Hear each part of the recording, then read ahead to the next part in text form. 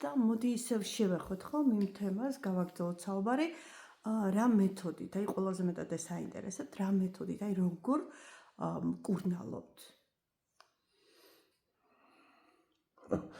ეგ ცოტა რა თქმა უნდა რთული ასახსნელია. რთული ასახსნელი იმ გაგებით, რომ ადამიანის გონებამდე ამისი მიტანა ფიზიკურად არ შეიძლება. მე უბრალოდ შემიძლია რომ სიტყვიერად აგიხსნათ და გადმოგცეთ, ხო? აუცილებლად პაციენტი, როდესაც მოდის ჩემთან, პირველი ეტაპი ხდება დიაგნოზირება მისი. აუცილებლად უნდა შემოწმდეს თუ რასთან აქვს საქმე.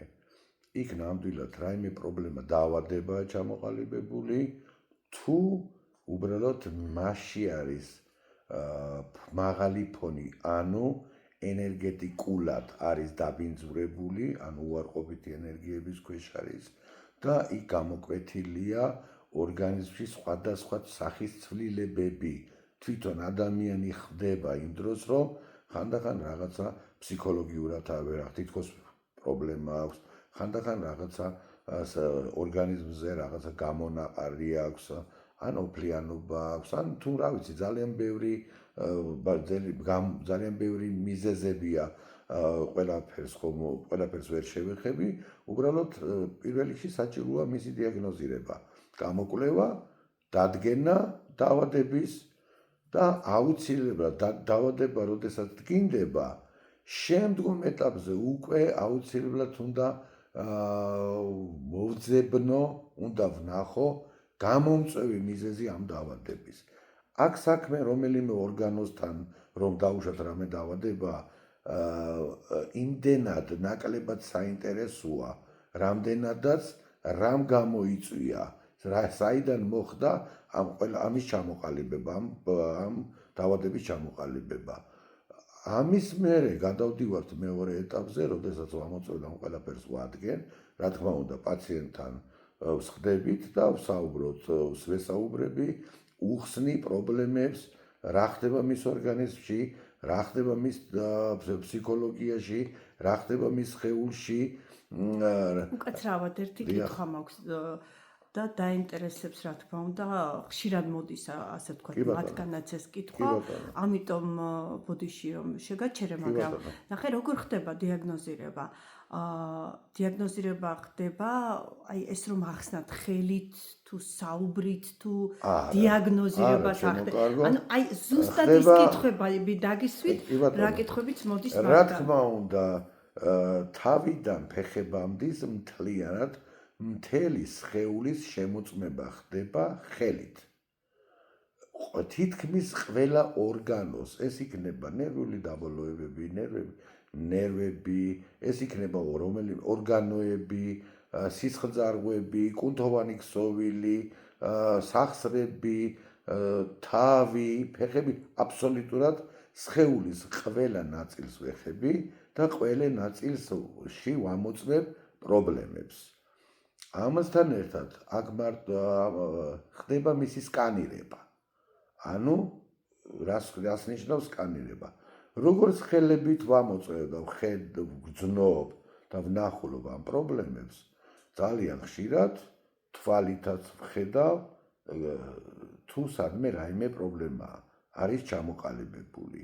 შეიძლება შემოწმებამდე ადამიანს ვესაუბრებოდე და დავინახო ხელშეუხებლად, თუ რა პრობლემასთან გვაქვს საქმე, მაგრამ მე მაინც ვამოწმებ, იმიტომ რომ შეიძლება ადამიანი ვარ და შეიძლება რომ შეცდომაშიც შევიდე, როდესაც თვალით როდესაც უყურებ, ამიტომ ყველა ვარიანტში ხდება მისი დიაგნოზირება ხელებით.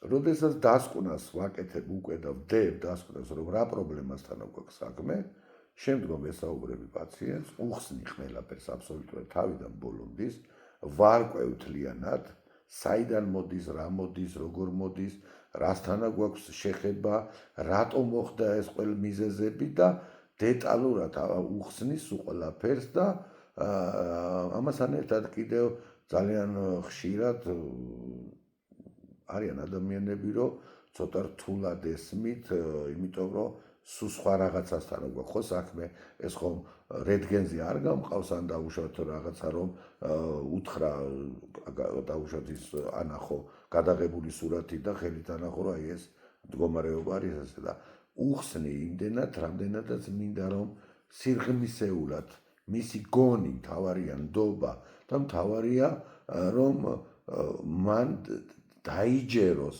იმიტომ რომ ჩვენ გვაქვს შეხება ზეციური სამყაროდან წამოსულ ინფორმაციაზე, ხო? თუმცა ბევრი მოდის უკვე ბევრი ექიმი, ბევრი ქვეყანა მოიარა და ბოლოს მოდის შენთან და არაერთხელ უთქვამთ ის რომ ცოტა ისე გამომივა, მაგრამ ძალიან ბევრი ექიმები მოდიან ჩემთან. ვიცით ესეც, რა თქმა უნდა, ექიმების ძალიან დიდი პროცენტული მაჩვენებელი ექიმები არიან შენი პაციენტები და ნახე ისიც რომ დიაგნოზით უკვე მოდიან შენთან და ისიც უთქვამთ ხო რომ ბევრი ქვეყანა მოვიარე და რა მინდოდა აგერ ყოფილხართო და ხო, ეხლა მე ადამიანს, როდესაც მოდის მე იმას არ ვეკითხები რომ დიაგნოზი ქონდა, არ ქონდა, ექიმთან იყო, არ იყო თუ რა დიაგნოზით მოდი, ძალიან ბევრი შემთხვევაა რომ მოსული დიაგნოზებით რომ დაუშვათ ესეთი დიაგნოზი აქვს დასმული და საერთოდ სხვა რაღაცაზეა საუბარი და საერთოდ არ არსებობს ეგეთი დაავადება ადამიანში და სხვათა შორის მინდა შევხვდე ამ ბოლო პერიოდში უკვე ხალხსაც გაეხსნა, იცი, სხვანაირი პერიოდი მოვიდა. აი, იცი 21 საუკუნეში უკვე ის წლები დადგა, ეს 2016-17-18 და ნელა-ნელა ადამიანები იზრდებიან, ანუ ვითარდებიან, ანუ ინტერესი გაუჩნდათ უკვე იმისა, რომ და ძალიან ბევრს აქვს გახსნილი უკვე გონი და ხვდება, რომ ყველაფერი ჩემო კარგო მაინც მიდის სად? მაინც მიდის ზეციურ სამყაროსთან. მაინც მივდივართ უფალთან, მაინც მივდივართ იქ საიდანაც ვიმართებით ადამიანები, დაბადებიდანაც იქედან ვიბადებით და მოვდივართ და ცხოვრებითაც იქედან არის ჩვენი ცხოვრება და მოქმედება მართული. აი, ისევ შევეხები იმ კითხვებს და იმ კითხვებიდან გამოვდივარ, რა კითხვებსაც გვისვამენ, ხო, ოჯახის წევრებსაც და შენც, რომ აი ზედაპირულად ამოწმებს და მკურნალობს და მინდა რომ აი ეს ახსნა რომ ზედაპირულად, ანუ არ ეხება და ენერგიით, როგორც გახშირებული მეთოდია, ხო, მკურნალობის. ანუ დისტანციურად გოლის, ხო? დისტანციურად, კი, ზედაპირულად შემთხვევაში დისტანციურად მკურნალობა მე არ ვიცი თუ ვინმე მკურნალობს დისტანციურად მე არ ვიცი, მაგრამ მე არც ის არ მინდა ვთქვა რამდენად მჯერავს თუ არ მჯერავს, მაგრამ დისტანციურად მკურნალობა, აბა როგორანაირად დისტანციურად მკურნალობა ადამიანს, იმიტომ ვეხები და იმიტომ შევდივარ და ეხლა პაციენტები კი ნახულობენ ვინც ჩემთან იყო უკვე და შენც კარგად იცი რა სიღრმისეულად შევდივარ სხეულში, როგორ შევდივარ და როგორ ვიწყებ იქ განკურნებას, ну ცოტა ტკივნეულიც არის, მაგრამ არა ისეთი რომ ვაიმე როგორ გაუძლოთ, ხო? და კონტაქტის გარეშე მკურნალობა არ ხდება. თუმცა გვაქვს ესეთი შემთხვევებიც, როდესაც უფლისნებით ზეციურად განკურნება ხდება, ხო? იმიტომ რომ მაგალითად მე დისტანციურად ყოფილვარ სხვა ქალაქში და მაშინ გიგრძნია შენ რომ არ ცუდად და დისტანციურად ოპერაციებიც კი ჩაგიტარებენ. კი ბატონო, ეს ცოტა სხვა რაღაცა არის, ეს უკვე ეს ყოველთვის ხომ არ არის ასე, ხო? ეს უკვე კონკრეტულად დაშვება უნდა იყოს ამის. ასე მე მინდა დღეს ამ წუთას და მე ამას ვაკეთებ, ასე არა, ამიტომ ამაზე დაშვება. ანუ მიმართულება მაინც მოდის მზეციდან. ესე ეხლა აი მოდი ასე ვთქვათ, რომ ამ წუთას მე მინდა რომ შენ გაგიკეთო, დაუშვათ დისტანციურად, დაუშვათ სხვა ქალაქში ხარ ან ჩემს გვერდით არ ხარ და მე შენ დისტანციურად უნდა გაგიკეთო, კი, რა თქმა უნდა, ეხლა იცი რომ ძალიან ბევრი მერთვება უცხოეთიდან ინტერნეტით და ვესაუბრები, მაგრამ მე იქ უყურებ, ხო, ადამიანს და უკეთებ სკანირებას, ასე დავარქვათ, მოდი, რომ რა პრობლემის ქვეშ არის, მაგრამ არის ადამიანები, ვისთანაც ვაგრძელებ და კიდეც აგვაქვს შედეგი, მაგრამ არის ადამიანები, რომელსაც ვეუბნები, რომ ესე არ გამოგივა ჩემო კარგო, უნდა ჩამოგზანდეთ, უნდა მოხვიდეთ ჩემთან და ისე უნდა გავაგრძელოთ კურნალობა.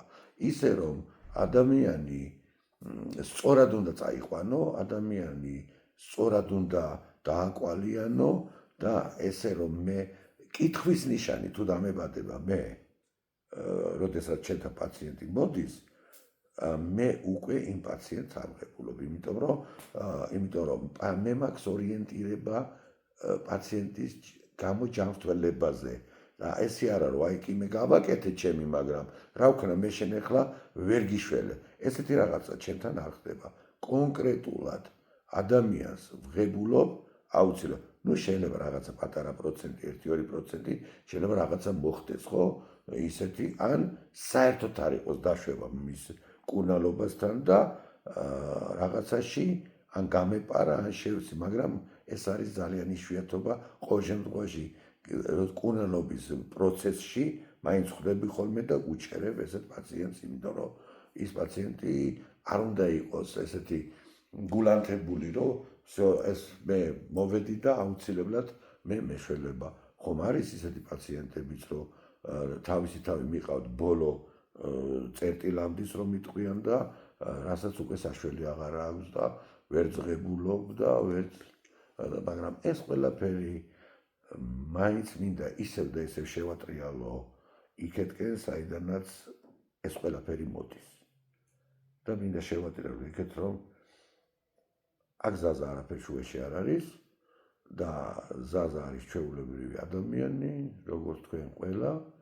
ეს ყველაფერი უფლიდან დაშვებულია, ზეციურად არის დაშვებული და მას როგორც უნდა და როგორც უნდა იმართოს, ისე იმართება. უბრალოდ მე ასე დავარქვი ჩემ თავს, რომ ვარ სადენი, ანუ გამტარი და რაც უნდა გავატარო და რითაც უნდა მივახციოთ ამ შედეგს. აი, მეკითხებიან, ანალოგიური მეთოდით თუ მკურნალობს ვინმე, ძალიან ბევრს აინტერესებს ეს, თუ არსებობენ ასეთი მეთოდის მკურნალები, როგორი მეთოდითაც შემკურნალობ. ეხლა მე გარკვეულად რო გითხრა, რომ საქართველოში ყველას ვიცნობ, მე აღარ ლაპარაკობ უცხოეთზე, ხო? ყველას არ ვიცნობ, ნუ გარკვეულ ნაწილს პროცენტულად ვიცნობ და იმ გარკვეული პროცენტულად ვისაც ვიცნობ, იქედანაც ვიცი, ხო? ვინ რეალურია და შედეგამდის მიდის და ვინც რაღაცა მე თვითონ არ მომწონს, ხო? მაგრამ უყურეთ რა ხდება. ყველა ადამიანთან დაშვება არის სხვადასხვა მიმართულებით. ზოგი არის რომ მაგალითად კარგი მასაჟისტია, მასაჟებს აკეთებს, ზოგი ადამიანი არის რომ რაღაცა სხვა უნარი გააჩნია, ხო? სხვა უნარები აქვს და სხვა უნარებით ვიღაცა წამას ამზადებს, ვიღაცა, ნუ რა ვიცი, ნუ 1000 ყველა თავისი მისიას ყველა თავის მისიას ასრულებს, აი ზუსტად სწორი ნათქვამია, მაგრამ მე ჯერ არ შემხვედრი ადამიანი, რომელიც და არც გამიგია.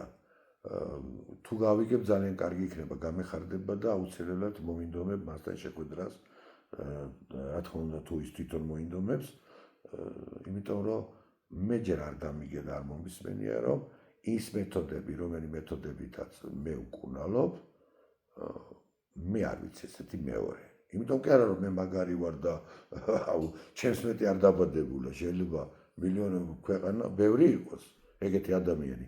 ჩემს ცნობადობაში მე არ ვიცი და სულ ყოველთვის ვკითხულობ, სიმართლე გითხრა და სულ ყოველთვის მაინტერესებს. ეხლა ამას წინათ რაღაცა მოვისმინე, ვიღაცები მესაუბრებოდნენ, რომ დასავლეთში არისო ვიღაცა ქალიო, სოფელშიო და ძალიან უძლიერი პიროვნება არისო და ძალიან და ოღონდ არღებულობსო პაციენტებსო და მე ესაც ვერ მივხვდი რომ მეც არღებულობდი პაციენტებს გახსოვს შენ კარგად და მიჭირდა მიღება კი არ მიჭირდა უბრალოდ ჯერ ჩემში ვყალიბდებოდი და ვერ ბოდიშით ესე გამოვთქვა ვერ გადავხარშე და